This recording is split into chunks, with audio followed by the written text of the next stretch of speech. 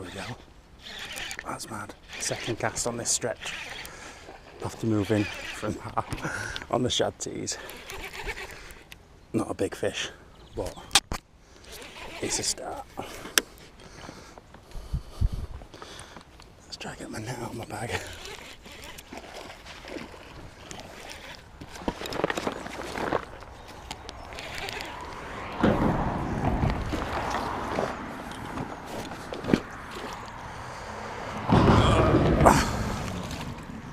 There we go.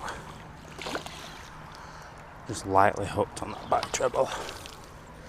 Really gentle take. Oh, it's not even hooked anymore. But yeah. Really gentle take that. They usually smash them, these jacks, but just plucked at it. There we go, 19cm shadteez. Little sort of 2 or 3 pound fish.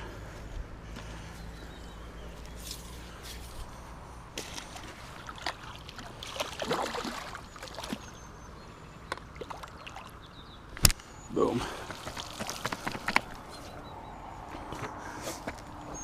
Oh. Yeah, second cast on this stretch.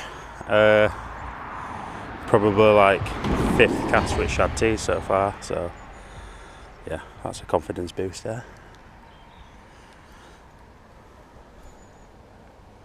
Small pike, but it's a good start.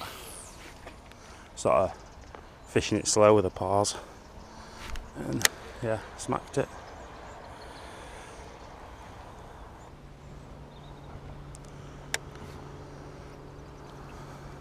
Might as well do a little demonstration of how I retrieve my shads and swimbaits and stuff. So I get the question quite a lot.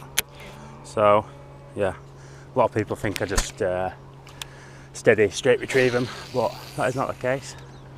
Pretty much I'll cast as close to the far bank as I can, let it sit for a second, do a fast wind and a pause, then a slow wind and a pause, then slow, then fast and pause, and just mix it up all the way back, filled with pause, filled with fast, filled with slow, and yeah, mix it up, and it just makes it an erratic action of what would normally, you know, people expect it to just be like this, but that's not the case. Mix it up, and if there's a fish following, you know, you give it a rip and a pause, you generally get them to strike it rather than just keeping following like as if you were doing a straight retrieve or whatever. So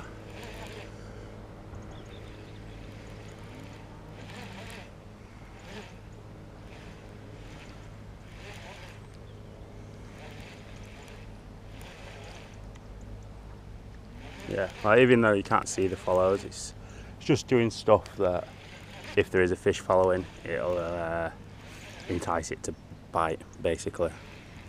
So yeah, just mix it up big time, especially like summer, spring, autumn. In winter, I'd probably do more steady, filled with pauses, but yeah, autumn and summer and spring, definitely put some fast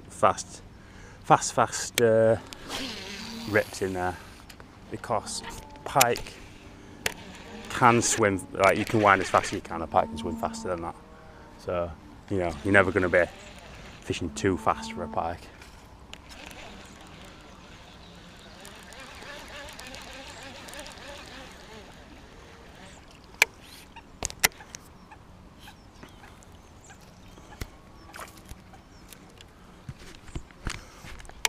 Another little tip, even though I never give tips in my videos normally, but another little tip, I'm just casting over there because I saw a fish rise, but another little tip is make sure you cast as close, if you're canal fishing, make sure you cast as close to that far bank as possible.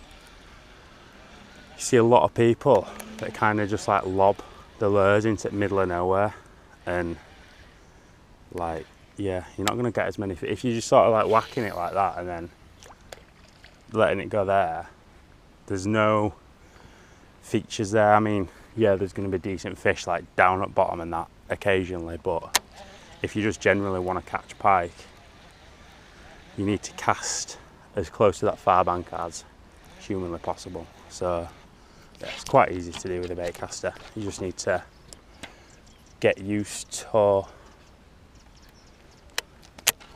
like where the lure is in relevance to the floor. So I'll just keep tangling myself up here.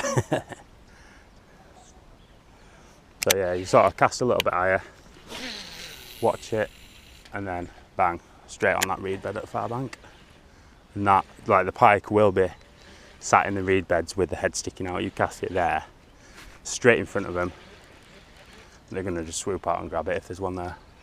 Whereas if you're casting into like, you know, 3/4 of the way across and halfway across or whatever, you won't get them fish. So yeah, if like me, you want to catch any size fish, you're not really specimen hunting, make sure you're casting it to that far bank. And actually, my biggest canal fish, my biggest canal pike has come off a far bank, 18 pound, like sat right on a far bank. So yeah, it's not just jacks that sit on banks, get your big fish there too. And yeah, people are scared of losing the lures or whatever, but it's not hard to cast a far bank,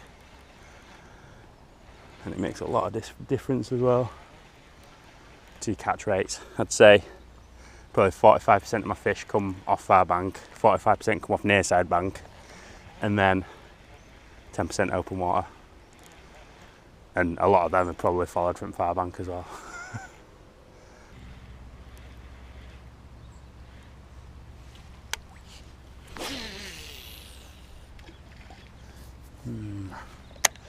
Still in two minds whether to put a top water on or not.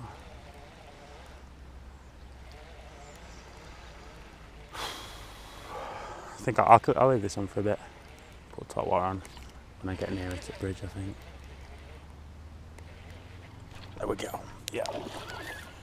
See, that came after I just give it that quick jerk then.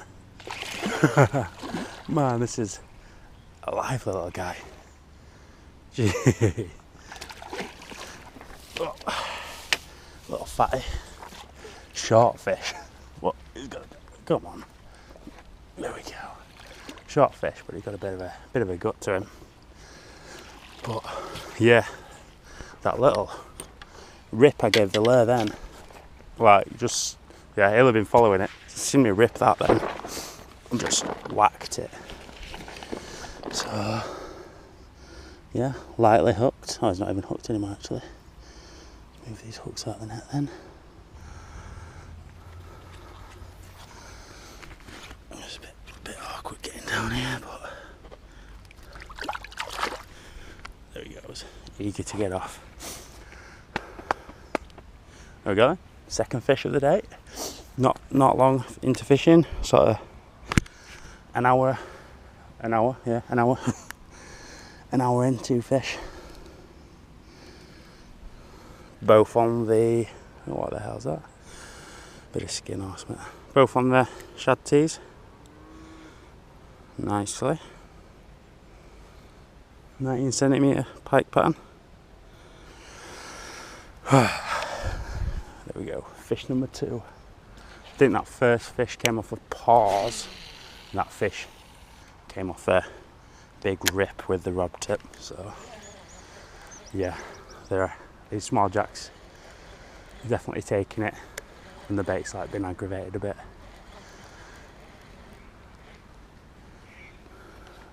Quite a moderate retrieve today.